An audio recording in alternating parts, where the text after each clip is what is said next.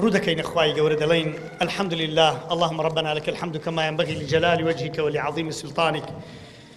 لا نحصي ثناء عليك أنت كما أثنيت على نفسك. اللهم صل على محمد وعلى آل محمد كما صليت على إبراهيم وعلى آل إبراهيم في العالمين إنك حميد مجيد.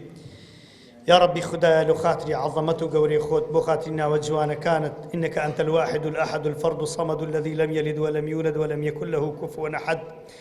خوايا بخاتي ناوجوانا كانت بخاتي صفات برز كانت بخاتي اسمي أعظمت كلا لي خد حلت قرتو بكسد نقوتواي يا ربي خدايان أو ناوي كوا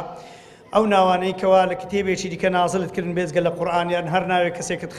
فير كردوا يان لعلمي غيب للاي خوتيشتو لبا خاطري او ناوان خوايا مسلمان سركوتو كيلا هم شوينك خوايا اي مش ابكي كاداتي قدري خود لو سركوتني او دينا خوايا بعزت مان كي بواسطي اسلام خوايا عزت بواسطي اي ما بعزت كي بو خاطر اسلام بعزت كي بواسطي ما خاطري عظمته غوري خود خوايا من دالا كان مان كي حفظي قران بيك بيان كي او كساني كواتو ان خوش لو اوانت خوش لو خوايا لو كسار بن كي كم مشتري الروح الجان ومال مال لذكري وفربي ان الله اشترى من المؤمنين انفسهم واموالهم بان لهم الجنة. يا ربي خدايا ببي حساب وعذابي بهشمان بقسمت كي بقسمت دايك وباوك مامكي بقسمت أولاد كان مامكي بقسمت خزمك سكان مامكي بقسمت مسلمانان بكي أو جمعة مباركة أو شوينة مباركة لي راوستاوين وهم شوينة خزمتي أو ديناك كسنقربو خزمتي دينيتو يا رب العالمين محفوظ يان بكي سربرز يان بكي خوايا بو خاطري عظمته قوري خود نيت مان لقل أوان إلا هر شوينة شي كسك بلي أشهد أن لا إله إلا الله وأن محمد رسول الله